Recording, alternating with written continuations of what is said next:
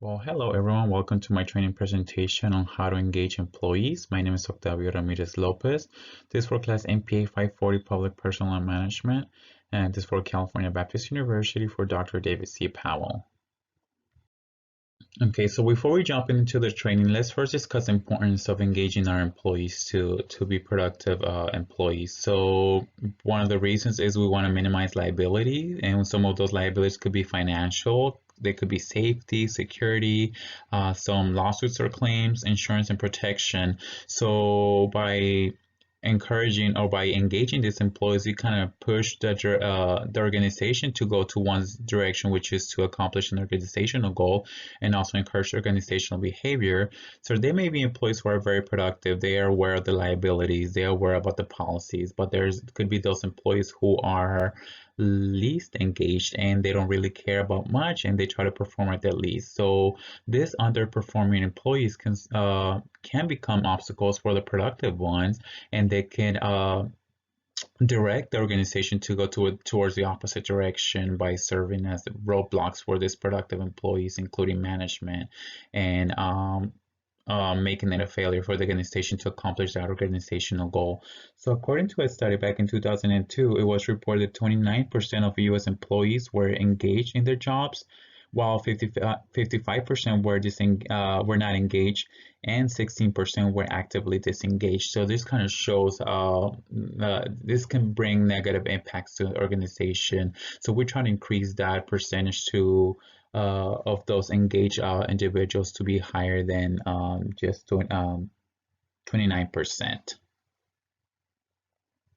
Okay, so according to McGregor, there's two types of employees, type Y employees and type X employees. The type Y employees, they're this type of employees who are originally motivated. They are willing to accept responsibility. They take initiative towards accomplishing goals, but they can be motivated either through providing effective feedback, so through pathful leadership.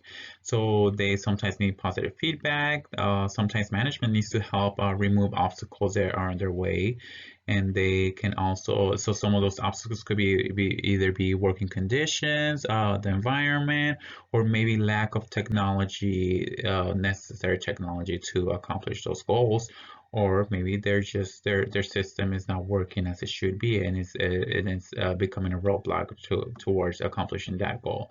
And then you also have the type X employees who are less engaged. They are not really motivated. They try to do the least amount of work, and they are not really willing to accept responsibility or take initiative, and they also kind of opposed to change. So you can and motivate him to become more engaged by either providing rewards, either benefits or fair compensation, also having, for example, the flex benefits, either where it be like insurance, retirement plans, or also either I don't know, flexibility in their schedule, something that motivates them. So extrinsic motivators that helps them meet the needs that they want to meet. Um,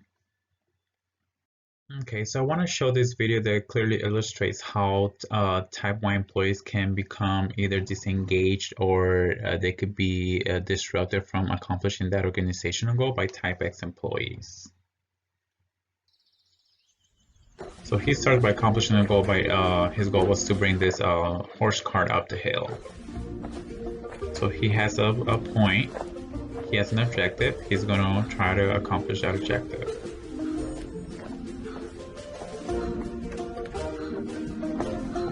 There's another employee who also serves as guidance, so he's also a doer,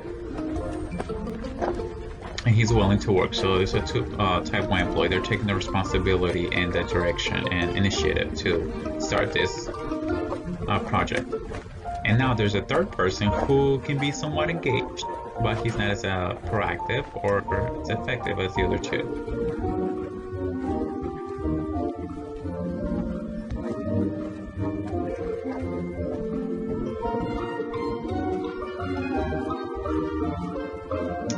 And now you have the fourth individual who can become an obstacle for this other three individuals to accomplish this organizational goal of bringing this horse cart up the hill.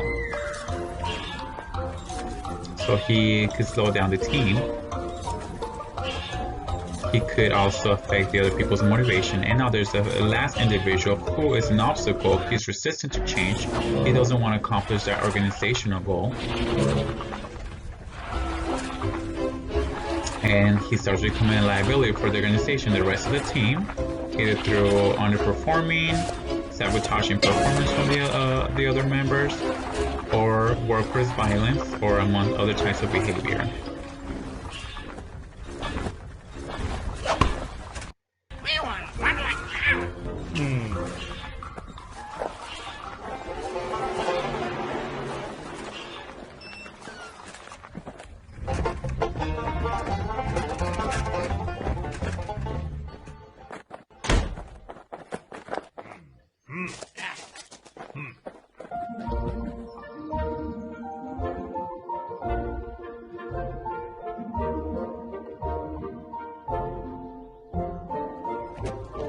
So voila, you have an engaged work team members accomplishing a common goal.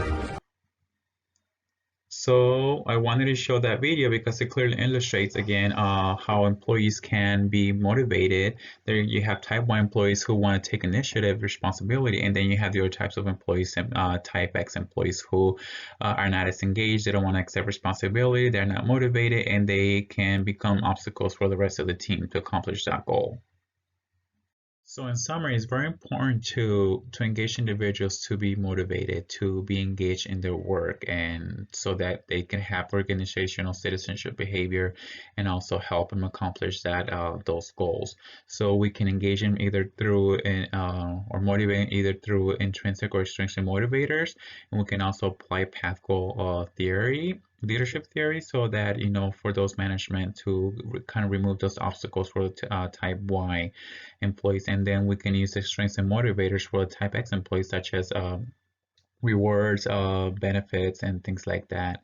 And then it is important to first identify the types of employee before you can start implementing ways of motivating employees. So first identify the subject or the employees and their types of motivators so that we can learn how to engage these individuals. These are just my references and really hope you guys enjoy the training.